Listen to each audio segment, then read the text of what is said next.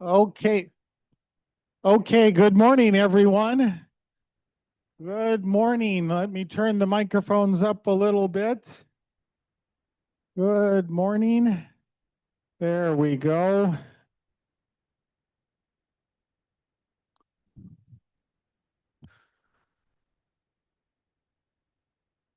Yes.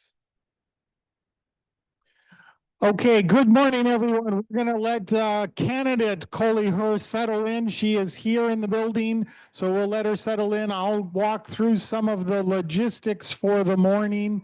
We're going to use our question and answer format that we've been using this fall, so we'll continue with that. We'll alternate back and forth between a written question and a live question in the room, and we'll do that throughout the morning. So if you are more comfortable submitting your question, we have two wonderful ladies walking around with a basket. We'll collect questions, or you can raise your hand. We'll alternate back and forth between questions. We are live streaming to the rooms. We have a number of folks watching from their room, and the campaign has agreed we are recording this morning's session. We've had a couple of requests for residents who really want to hear the candidate this morning and can't be here, so we are recording. So tell your friends if they can't be here this morning, they can go to the CSJ YouTube channel and can watch the video there if they would like. Janet is going to do the formal welcome. We just want to remind the candidate, this is the fifth of 5 candidates. We have residents here who have been here for all 5 candidates, so we are very happy to have all 5 candidates visiting us here this morning. We just remind our candidate, our format is we start off the first 5-10 minutes, tell us a little bit about yourself so we can get to know you. Then we'll open it up to questions, and we end all of our candidate conversations with the final question. Give us your elevator speech of why we should vote for you. So that's our format. And we encourage our candidates to hold the microphone close to your mouth and speak slowly because it helps everyone in the room, right? With that, Janet, do you want to do the formal welcome? And we'll go ahead and get started. I guess I had to do this too. Why don't we move a little to the middle? We'll go to the middle here. And I guess somebody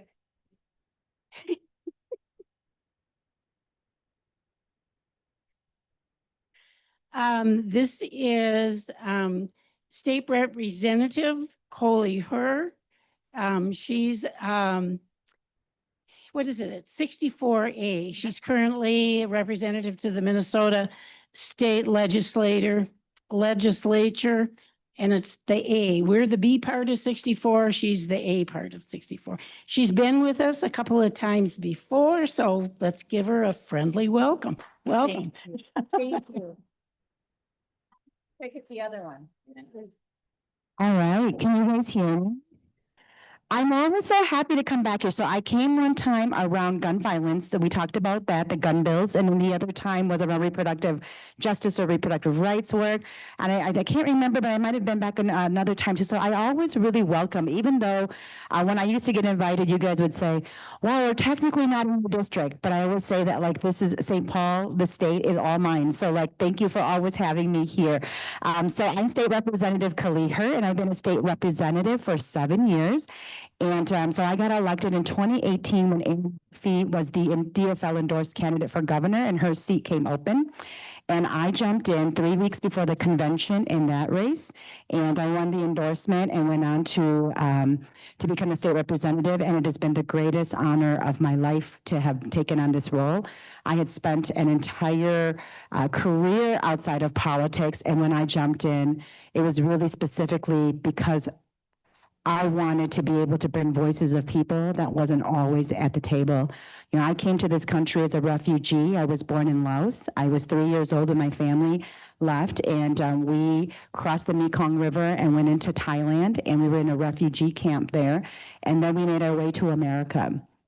And, You know, I think about the journey that my family has been on and being able to be in this space. I think about how politics is such a privilege, and that when we were just thinking about putting food on the table or how we were going to get to school, you know, not even having coats or sometimes the same pair of shoes and no winter boots to walk to school. And we thought, like, when you're just thinking about surviving, you're not thinking about who is making decisions for you.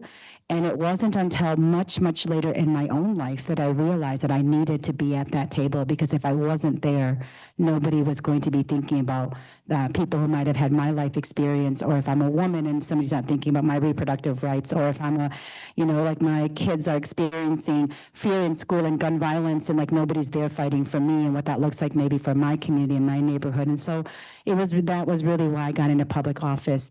And now I'm running to be your mayor of St. Paul.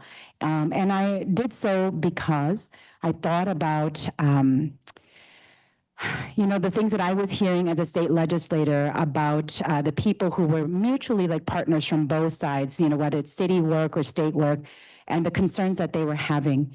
And then the more I was out in community and talking with people, because you all know I campaign even when it's not a campaign yet. I don't even call it campaigning. I call doing my job, right? Like being in community and talking to people. And I was hearing the exact same thing from people in communities. Seniors telling me that they were getting priced out of their homes because the property taxes were too high and they were on a fixed income. You know, workers saying that they were afraid of going to work because they couldn't be protected at work. And so labor telling me that they didn't feel like they had a good partnership with the city, that it was, you know, really talking about public safety and people saying that I don't feel safe. And this isn't just about violent crime. It is about, is our city positioned in order for us to sort of weather through all of the issues we're experiencing now and for us to be safe coming out of it. That people are saying that they didn't have places to live, that there wasn't affordable housing options, there wasn't enough housing, and that it was those issues. It was all of those things. And one of the most glaring thing for me that a lot of city officials were saying there's nothing they could do except for not comply with ICE was that neighbors were scared. Their families were getting torn apart, that they were getting taken off of the streets. And I thought, I can do something about this. Because I was showing up for ICE check-ins with people. Even when I wasn't running for mayor, I was showing up for ICE check-ins because we knew that if many of us showed up, ICE was less likely to grab somebody. And so like we were doing that work, and I just thought there has to be more we could do at the city level.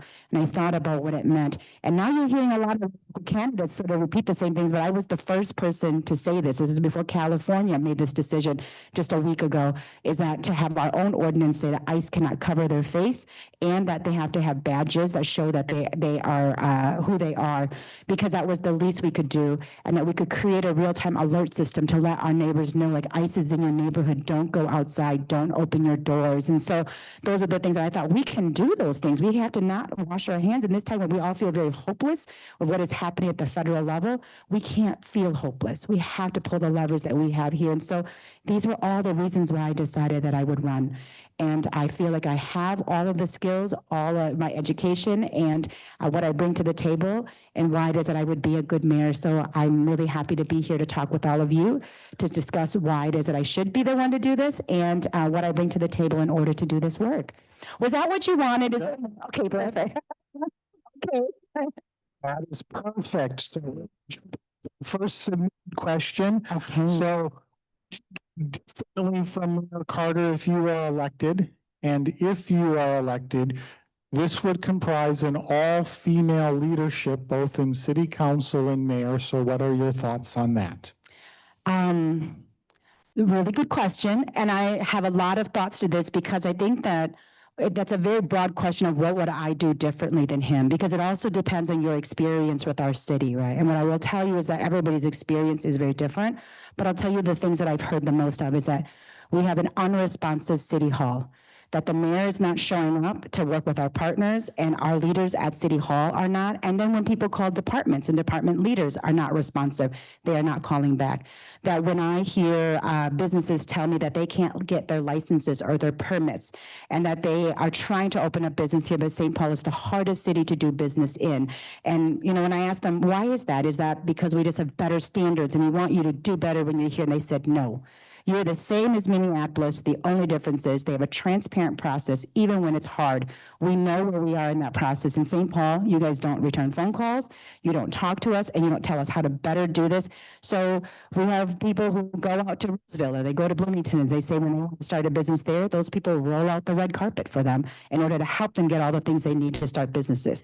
So depending on how your experience is with St. Paul, I will say that I have responses to how I would be different. Is one, you all know that at my work at the legislature is that I'm a collaborative worker.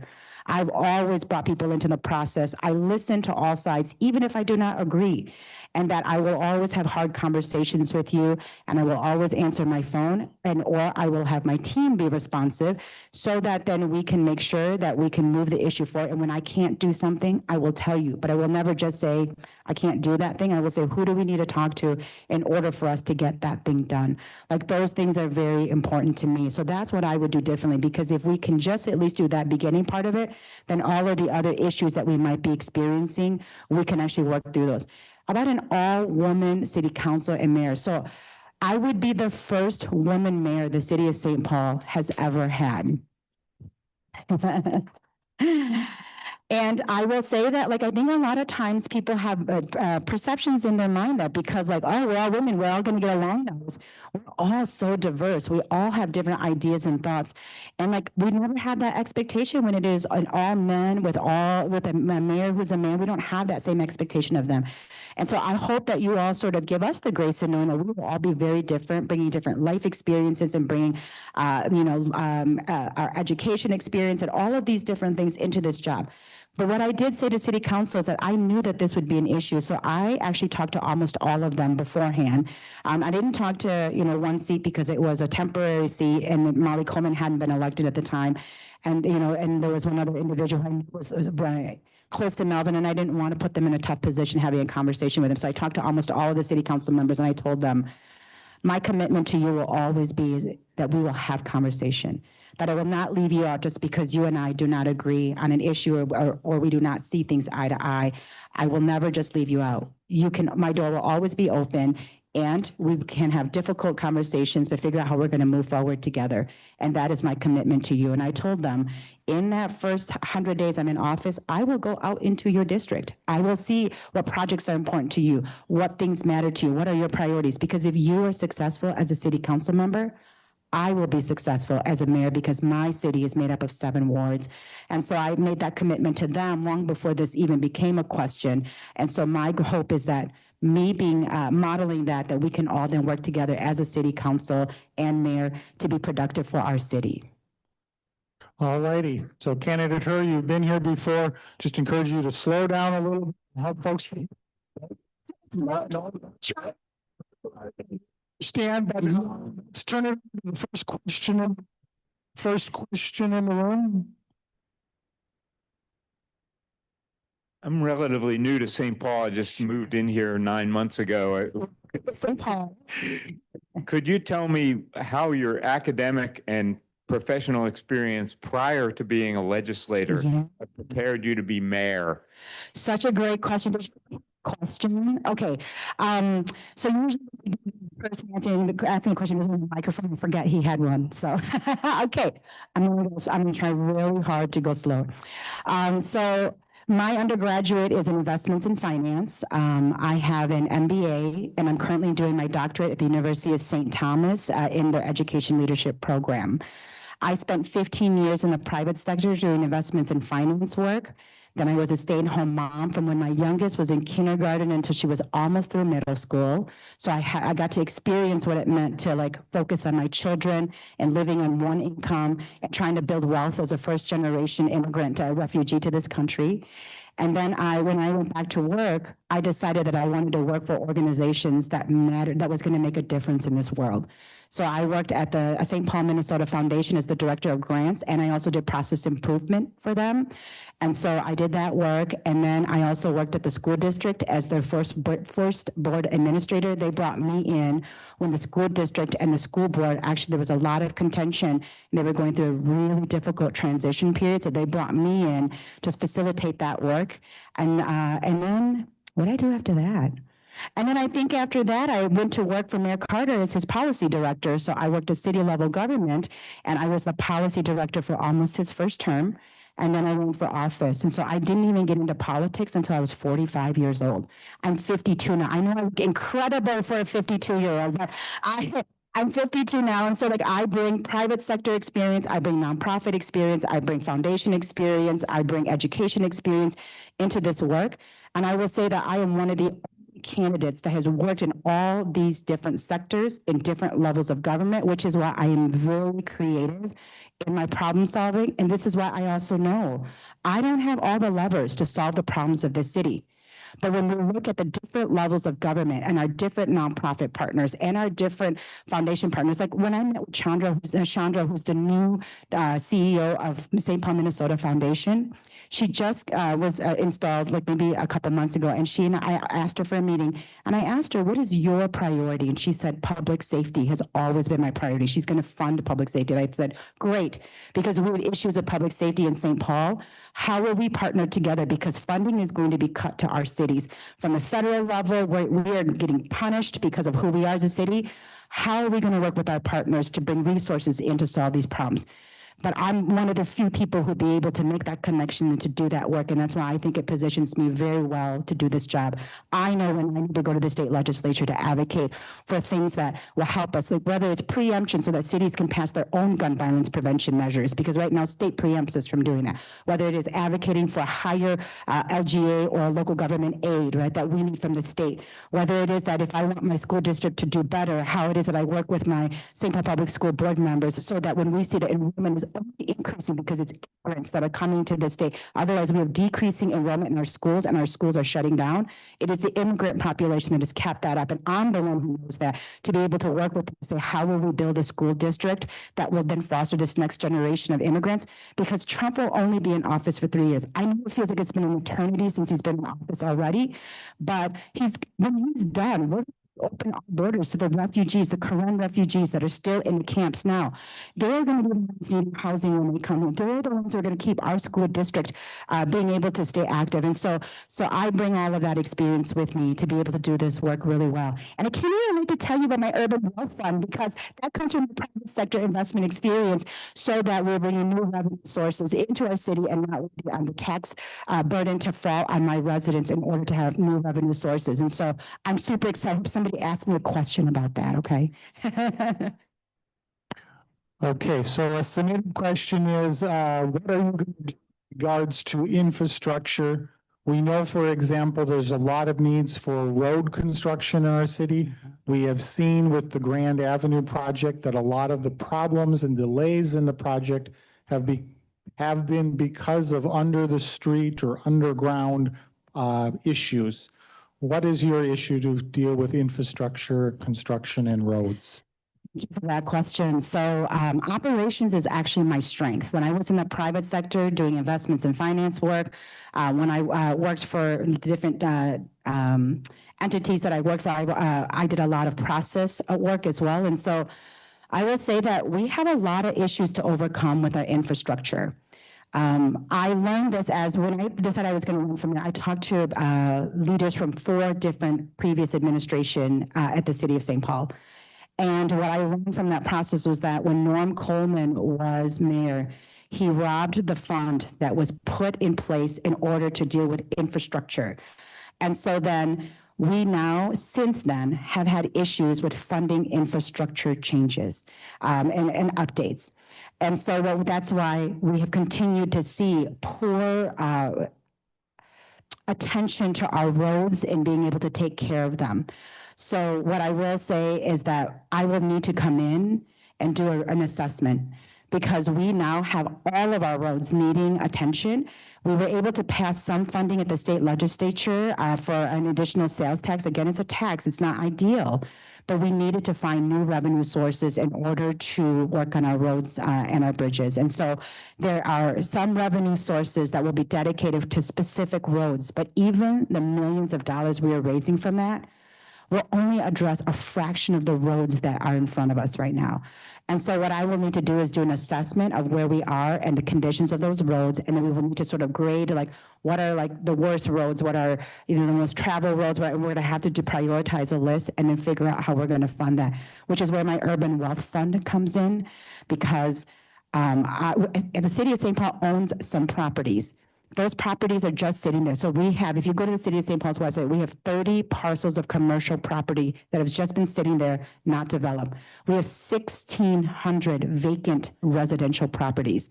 The city can take these assets and create an urban wealth fund. And we've seen this work in Europe and in Asia, in countries, in cities like Hamburg and Copenhagen, Singapore, Hong Kong. Like, they've used urban wealth funds in order for them to fund infrastructure and operations of their cities.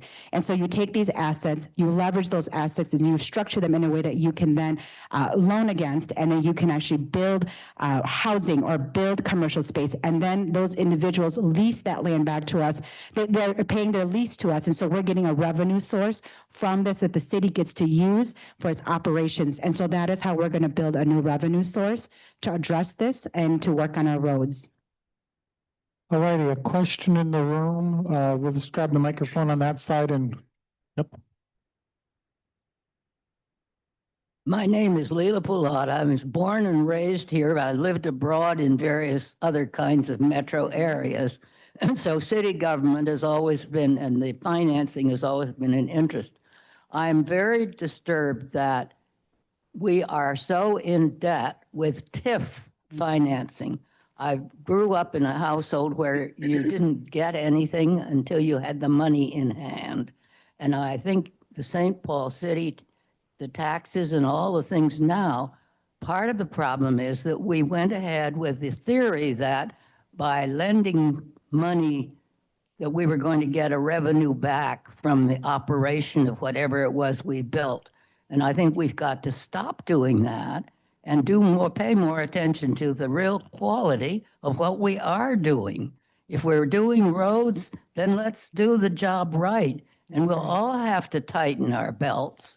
And as a taxpayer, I don't object, because I am fortunate in my financial situation. I don't object to paying taxes to help some slummy area of the city that has been neglected get back up to normal standards. And I think most of us feel that way. We want to help the people who really need help. So what would your stand be on TIF financing? I'm so glad you brought that up, because I've been actually digging into TIF financing. And so we overuse TIF here in St. Paul. I looked at Minneapolis's use of TIF and our use of TIF, and Minneapolis almost uses no TIF. And St. Paul uses TIF on way too many projects. And so part of my work will be, because, you know, we also, this to me ties into the budgeting of the city of St. Paul, right? The city of St. Paul by charter only has to do a 1-year budget at a time.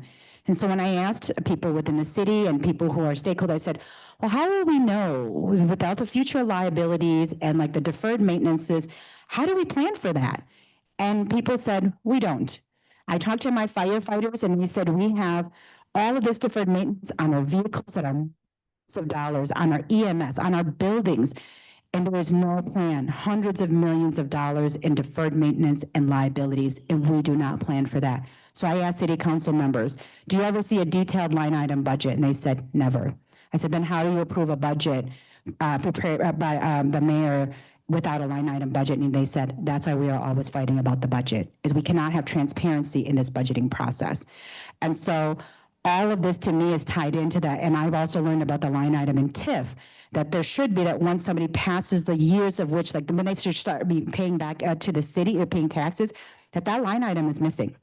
And I said, well, what happened to that line item? I called the finance department and they said, well, it's kind of in like a special bucket. And that's where some of the slush money comes from. And I said, there should be no slush money, because we already owe too much money and we already have too many expenses that we have to pay.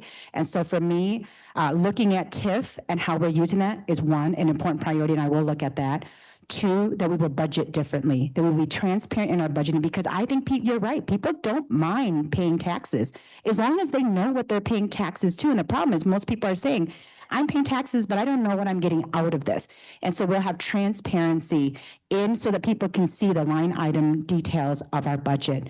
And then 3, I will be doing projected budgets so that I will do my 1 year that's required by charter, but we will do a 3-year and a 5-year projection so that people know what we're preparing for. So that when 3 years comes and 5 years comes, they'll be like, yeah, we were aware of this 3 years ago, 5 years ago, because I think that is really important for people to see where their money is going and what we're planning for.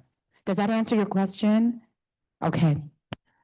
Okay, so I'm going to combine a couple of questions related to taxes. Okay. So, first part of the question would be, where do you stand in terms of raising taxes in the school board, the referendum item on the ballot this year? Are higher taxes negatively affecting St. Paul businesses? And what can we do to turn around the trend of these increasing taxes, which is quite alarming? I'll answer the first part about the school district, the referendum. So what I will say is that I am a product of public schools, that it was actually a teacher my senior year in high school that truly saved my life. That if it wasn't for her, she was the one that recognized that the system had failed me, and I was a senior and I could barely write. I could read, but I couldn't write well. And I now have come to learn that I have dyslexia and I have ADHD, which is probably why I speak really fast. But it's that, you have these, and then people label you as dumb or smart and tell you you're never going to become anything. It takes one person to tell you that you can be something. And she saw my potential and she said to me, "You're so smart. Why are you tracked in these lower classes and why can't you write?" And I said, "I was in school every day. I don't miss because my parents don't let me miss." She sat down every day and she taught me how to write from scratch. And if it wasn't for that teacher, I would not be standing in front of you today. I would not have graduated college. I would not have went on to the career that I had, being very successful. And so, I love my teachers, and I truly believe in public education, and I want public education to be like that for everybody else who comes to our city. But I will also say that I also understand that there has been a greater burden continually placed on people around taxes. Ramsey County is increasing their taxes, their levy double digit. St. Paul is proposing an increase, and now there's this referendum as well. So what I will say is that I think you should vote your conscience.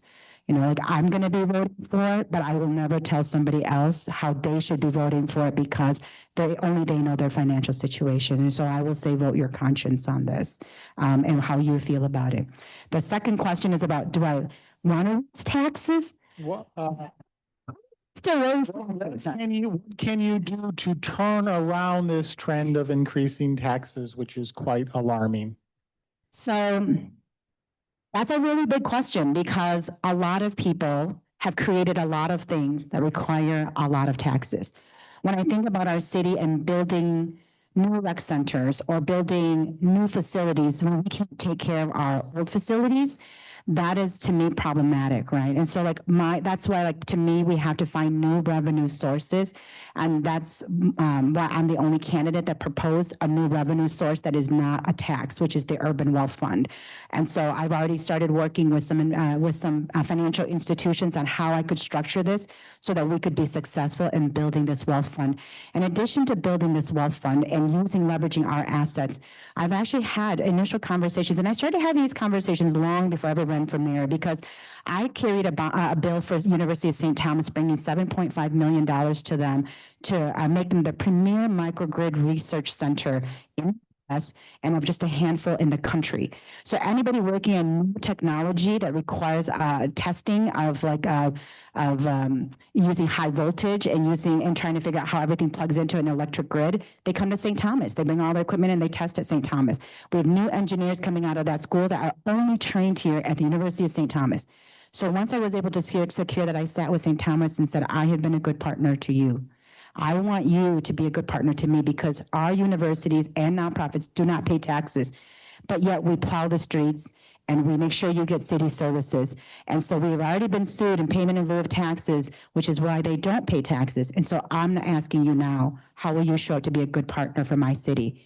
And so, we've had that conversation. The funny thing is, just a couple of weeks ago, I was at an event and someone said, I heard that, and they worked at St. Thomas, and they said, I heard that if you become mayor, you're going to tax us. And I said, that's not it. But pay something into my system because you're building a 5,000 seat stadium that's going to have traffic coming in on Cretan that wasn't coming before. And so that's wear and tear in my streets. Like I can't shoulder that entire burden onto my residents. So I need you to show up and help me out.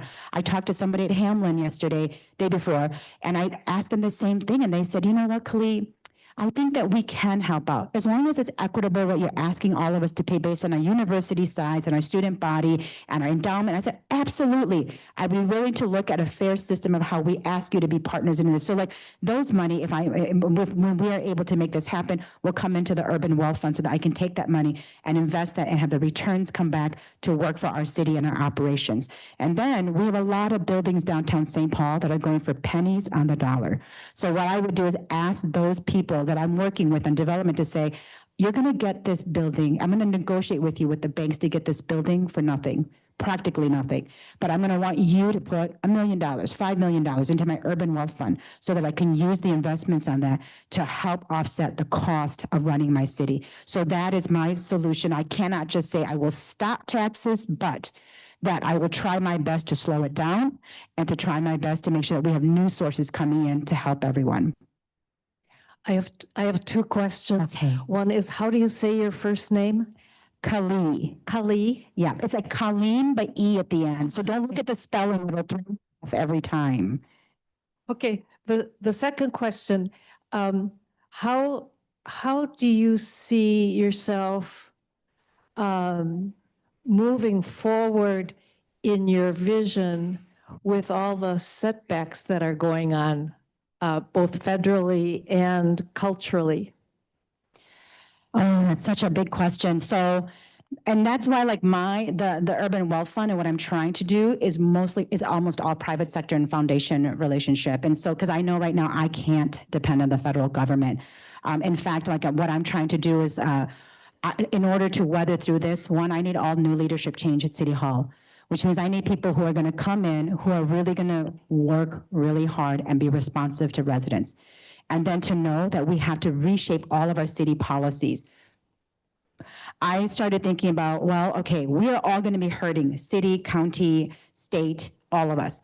So in school districts. So where do we all look to see where there's duplicate services that for now we can say who's going to handle that service so that the rest of us could deploy what we're saving from this into something else that is needed, something where there isn't duplicate services. So I'm not saying I'm going to get rid of libraries, but if we think about, just as an example, school districts have libraries, St. Paul has libraries, county has libraries. So like, I think they're all very valuable, but in a time where we have to tighten our belts, how do we improve this process to say like who should be then delivering this so that we can redeploy this and then we don't continue to have expenses at locations where maybe they shouldn't be open while we get through this difficult part. And we'll still own those assets. So like then when we have the funding again, we can reopen and restaff some of these up, right? Like so for me, really looking at how do we redo operations, how do we look at duplicate services, and then how do we rely on partners that are not reliant on themselves on government funding. And so that's in order to do all that, I need to have new leadership and new staff who can execute on that vision with me. So what would you do to address issues of climate change? For example, would you as mayor support a citywide geothermal initiative? Would you support a citywide ban on plastic bags? What would you do to address environmental issues? Yes, to both of those. So I've been sort of like, I would like to say I've been innovative at the forefront of this, but I'm sure other people have been way at the front of it too. But I have been really supportive of geothermal. So I actually carried the bill at McAllister, the building that they're building on the Grand, on that corner there.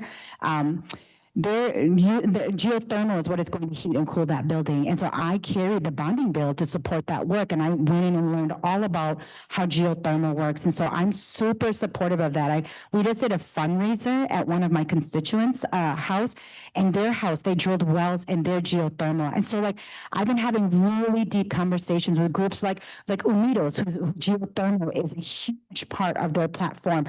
And so like so I've been talking about how do we tap into when we build a well? How do we connect all the homes in that area to those wells? And so that is a huge issue that I want to work on. And then I will say that the other thing is the banning plastic bags. I already don't use plastic bags, so I'm all for it, but like, this would be something that we definitely should explore because it will help with our situation, what we're dealing with. It feels little, but it becomes big. Every little thing that we do will matter. And so I am all for both of those things. Okay, another question in the room. Well, Kaohly, thank you so much for all of your energy, all of the creative responses that I'm hearing. One of the things that strikes me is I hear so many things on your agenda. How in the world do you ever select one or two or three to begin your job? If, as you get elected, how do you prioritize the multiple priorities that I hear today? Thank you. Yeah. So what I will say is that everything that I said today is core city government function, which means we have to do it all. And if we don't do it all, then we run the risk of if you do one thing in a silo, you run the risk of then all of the other systems around it not working, which means then that thing ends up failing too. I will say that I'm a hard worker. As Mayor Carter's policy director for his first term, he had big priorities, college savings account, $15 minimum wage. I did all of that. I never left City Hall until 2 a.m. that first year because he said he wanted those things done. And everyone said to me, Kaohly, impossible. You cannot do all five of his priorities in 1 year. It takes a whole administration. And I said, the goal is to get it done in 1 year, I'll get it done. And I got it done. And I had a staff of just a few people, and I worked with all the city departments. I worked with all the stakeholders in every one of these initiatives, small businesses, banks, everyone who had different parts in these initiatives, and we got it done. And so I am very hopeful and optimistic that my work ethic and my ability to bring people together and to bring resources in order to get it done will get it done. It's going to probably take me a whole first term, but we have to build that plane and fly it at the same time because we are dealing with a lot of issues that have been left to us. Yeah. And I won't go home probably until 2 a.m. every day too for those first 3 years, but I'm so committed to all of you to do that. So there's a huge housing shortage in St. Paul. What would you do especially to help build more affordable housing for those most in need in our community? Absolutely. And this is one thing that I've had a plan from day one with. So I truly believe that I sat on the housing committee for 4 years. And in that whole time, I thought to myself, why can't we build more affordable units? Because when my family came to America, my grandparents lived at the Mount Airy low-income housing units. And they also lived at, I had family that lived on the Concord one that's on the west side. And I thought, why don't we have any more of those buildings? Why? Because it was so deeply affordable, and you pay just what you can, and then the government offsets that. And I learned that we turned all of the federal government and any state levers of the building these to private entities. And so when they build affordable and deeply affordable now, they only have to build a few units in a large building that has these affordable units in it. And affordable for 15 years or 30 years, depending on which lever that was pulled for the financing of it, right? So I believe that government needs to get back into this. And I started researching to see who has done this. So we started seeing some cities and some counties across the country partnering together to build deeply affordable again. And because we knew that this was happening, Chair Howard at the state legislature, this was something that was really important to me, and I worked with him on this to say, what can we do to give money back to local government in order for them to build housing? So he and I talked earlier this, and he said, yeah, we wrote it very broadly so that cities and counties could have more flexibility into how they use this money. So St. Paul is getting a small pool, $2.5 million. Ramsey County is getting $10 to $12.5 million. We can build our own deeply affordable housing with the levers that we have now if we partner together. And so my goal is to have 3 levels of housing. One is deeply affordable, in which government goes back to building deeply affordable, that stays deeply affordable forever. Two is that we work with our small developers, and those are usually like developers of color and developers who are emerging and they're new into this industry. They don't have as much capital, but we can work with those developers to help them build what we would call affordable units, because there's more government levers to building affordable. That way they don't have to come up with all the capital by themselves. So one, we're then building affordable units, but we're also helping a new generation of people get into this industry to build wealth for themselves and for their communities. Then we're going to work with our large developers to work on market rate housing, because I need market rate housing and the tax base to come in so that we can redistribute the tax base, current taxes into a larger tax base. So not only will that create more housing, but it'll also help alleviate the tax burden onto our existing residents. Hi. I would like to go back to your first comment about an all-female leadership. Knowing that you are committed to the Equal Rights Amendment and carried it in the House, how would you bring the male perspective into your governing if you are elected? And it's almost ironic that it's the opposite, the converse of this. That's right. So I know you considered it in your decision to run for mayor. So would you speak to us more about that? For me personally, as you know, the ERA is a big issue for me. I know you've been such a huge champion in the ERA. That's why I came in one time to talk about the Equal Rights Amendment too. So I was the chief author of the Equal Rights Amendment. I actually led our caucus through with Senator Port as the chair of the Reproductive Freedom Caucus when we had the trifecta, and we protected bodily autonomy and reproductive rights into our laws here because Roe had been overturned. And so that is a really big issue for me. But Joan, I actually really did think about that perspective of like making sure that we check whose perspectives are not at the table here.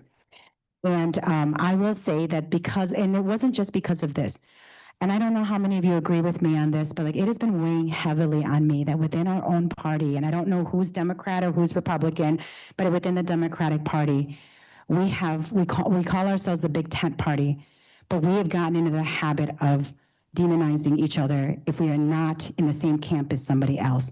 That if you're not progressive enough, then you're not part of us. Or if you don't care about this issue, then you're not a part of us. And if you stand in this position, and if you don't fight for these things, then we're othering each other.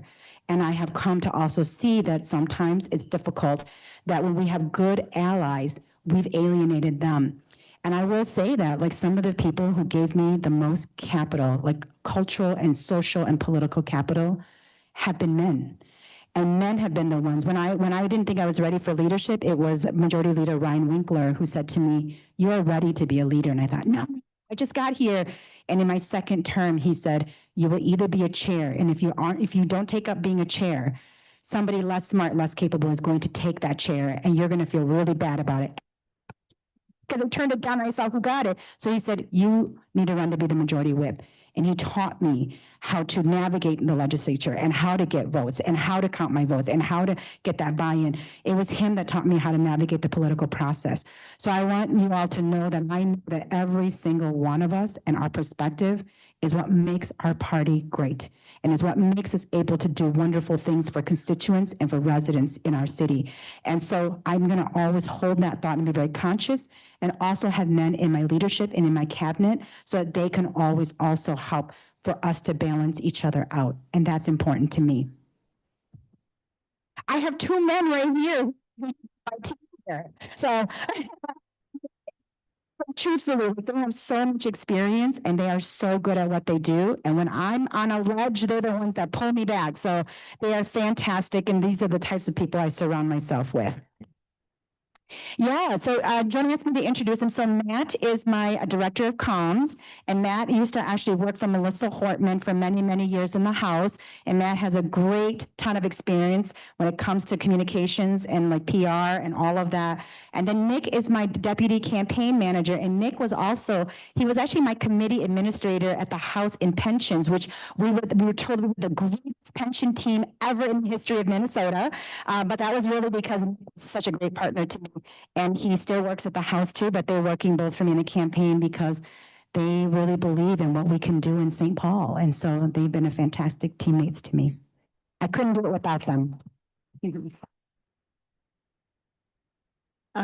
Yeah. I want to thank you for your presentation. And I understand and see that you are a great problem solver.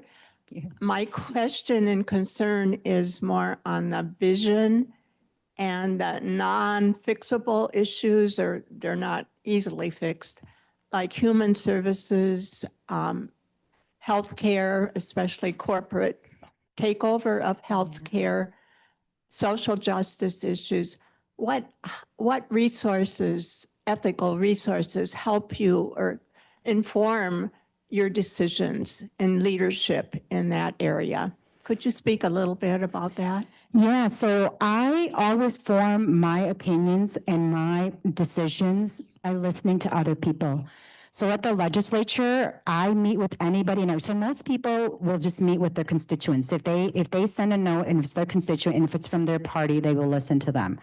But I've been somebody who's gotten in the practice of listening to anybody and everybody, and if I can fit them in my schedule, I will listen. And I always want to hear the position I agree with, but the position I also don't agree with, because I know, and I don't challenge them, I just want to hear their perspective.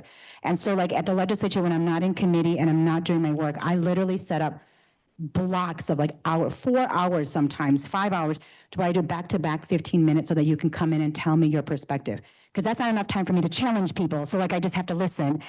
So that's what I spend my time doing, is listening. And it is through my listening that I can solve problems better. I can then help people that we have to compromise. Because sometimes I know I have to compromise in order for us to get something through. And so even though I am in a very progressive district and I carry very progressive bills, I work really closely with Republicans, and that I have had to compromise to be able to get really hard bills through the legislature, bills that nobody ever hears of, because Melissa Hortman used to give me these really tough bills that was never going to make it in the news, that people were never going to hear about, but they had huge impacts on people.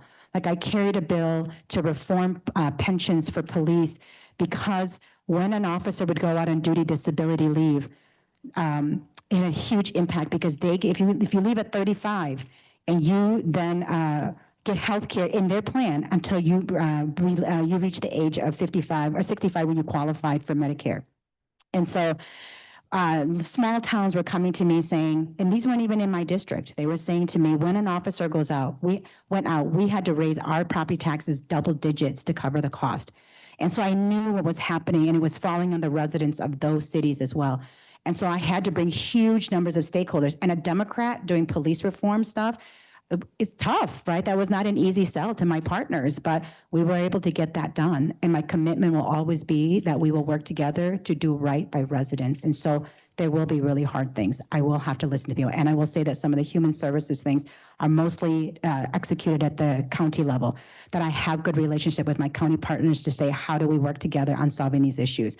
You know, I do work really closely with my state legislators, and I have a complete trust of them in doing this work. And so when we need them to go deal with social justice issues and say, what does the state have to change, that I can work with those partners, because I know that I'm not the one solving all of these issues by myself, that we are a team of people looking to do the best for the residents in our state of Minnesota here. So that's how I would approach it. So another submitted question is, when you get elected as mayor, how are you going to balance the demands of a doctoral program and being mayor? So I asked St. Thomas, because I was supposed to finish this year. I've been in it for like 10 years. I said, please don't kick me out. I'm almost done. I'm in the second half of my doctoral now, and I actually started all of my interviews this fall. So I'm so close. So I think that I just have to buckle down and stay up till 4 in the morning instead of 2 in the morning to get it done. But I don't know. Because my father and my mother, they're both aging, and they told me that their greatest dream was to have one of their children get their doctorate. Because we have a lot of engineers in my family, I'm not smart inside of business. And so like this was the least I could do to honor all the sacrifices that they've made and the things that they did for me to get to where I am. Like working these 2 jobs and like, gosh, just like putting food on the table and doing everything that they could to get me here. Like, I got to get that doctorate done. So you all hold me accountable. Make sure I get that done while I'm your mayor too. Okay. Okay, as we're coming up towards the end of the hour, we promised that the last question would be, give us your elevator speech, why we should vote for you for mayor. You need to grab a drink of water. You've been going for a good hour here, so grab a drink of that. Drinking. Again, your elevator speech, why should we vote for you for mayor? Oh, you should vote for me for mayor because I love the city and I love the people in it. And I never was ever gunning to be the mayor of St. Paul. But I jumped into this race just like I did the last one to be a state representative because people asked me to. They were telling me that they were hurting, that the city wasn't working for them, that they didn't know where to go, what to do, and nobody was returning their calls. And as somebody who, as I'm a woman and an Asian woman who has been hyper invisible my whole life, the thing that hurts me the most is when somebody says, I am not being heard, my story is not being told, that people are not fighting for me. And so like that literally is my call. So if you ever want me to do anything, tell me nobody's listening to you. That's the deal. But like it's that motivated me to run, which is why I got into this race so late. But I will tell you that I am the candidate who is working the hardest. I'm going to share some information, but don't share it with my competitors, okay? We've knocked 12,000 doors. We are the only team that has knocked that many doors. To hear what people are saying, to let them know that there's even an election, because until I ran and jumped into this race, most people didn't even know that there was an election this fall. And so like I felt like it was important to make sure that democracy works and that people had a choice. And now all of the issues that were not talked about, even just 4 months ago, when the state legislature had a conversation with Mayor Carter to say, like, what are you going to do with the fentanyl crisis on University Avenue? And he pushed back and said he didn't think that that was an issue. But now we are having conversations about public safety and the fentanyl crisis. That's so like, I want you to vote for me because you know that I will see these issues coming and I will not wait. When I see red flags, I will work on the issues. When I work on the issues, I will bring in all of my partners and my shareholders and my stakeholders. I will look for solutions from all people who have ideas that we can bring forward. And I will find the resources for us to do this that will not fall on the backs of the current residents. That's why I should do this. It is because all of this is for the people of St. Paul. It is not because I've ever wanted to be the mayor of St. Paul, but it's because I want this city to be the same city that gave my family the ability to break the cycle of poverty in 1 generation. That it was my family that came here, that the city said, we had all of these blighted properties. We will give them to $1 to people who can develop these, who can fix these homes and live in them. Had my family not gotten those homes in the Rondo, the Midway, and the Frogtown neighborhoods, I would not be here right now. I want this city to be that for everyone. And I would just close by saying that Melissa used to always tell us, I campaigned twice with her across the state, because even though I was always going to win, if we were not in the majority, we could not do the work that we did for Minnesotans. And when I didn't want to do this anymore, she said, Kaohly, it is not for you. You are always going to win. But if we don't hold the majority, think of all of the Minnesotans who will be hurting because their health care is impacted, their safety is impacted, their lives are impacted, their housing is impacted. She said, do it for everyone else. And so I did. And she said, these seats don't belong to us. So every single time you have to go out and earn the right to the honor to represent people. And when I saw that people were not earning the right to represent the people in St. Paul, I decided that I need to jump in so that every person who was in this race had to go out and talk to people and earn that right. And I don't know if anybody else will have that kind of love and conviction for people, that when it is for others, I will do it. But, you know, if it were just for me, I'd have stayed in the private sector and just, you know, lived a cushy life, but that's not what I wanted to do. And so I hope that you all vote for me as your first choice, that you see that I've brought vision to this and a plan and resources that might not be brought in if it weren't for me being the mayor of St. Paul. So please vote for me on November 4th.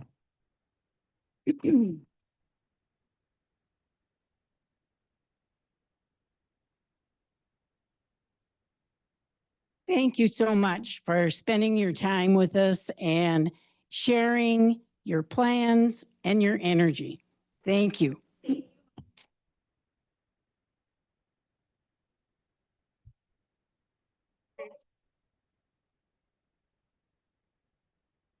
Well, quick this afternoon, 4 o'clock, come back and talk about ranked choice votes. You've seen 5 of the mayoral candidates, so come back this afternoon and we'll walk through some examples that will help you to better understand how ranked choice voting works. Also, tomorrow, Thursday night, we're having a special for the Signs of the Times in the chapel. We've invited retired pastor Rolf Olson to come to share and talk about his story of losing his daughter to gun violence and his thoughts and perspectives on what the legislature and we all need to be doing to end gun violence. So please join us tomorrow evening as well, but come back at 4 for the ranked choice voting. And thanks for coming today. And again, we thank our candidates for being here. You just hold it down. Oh, just keep. You got to hold it and then eventually.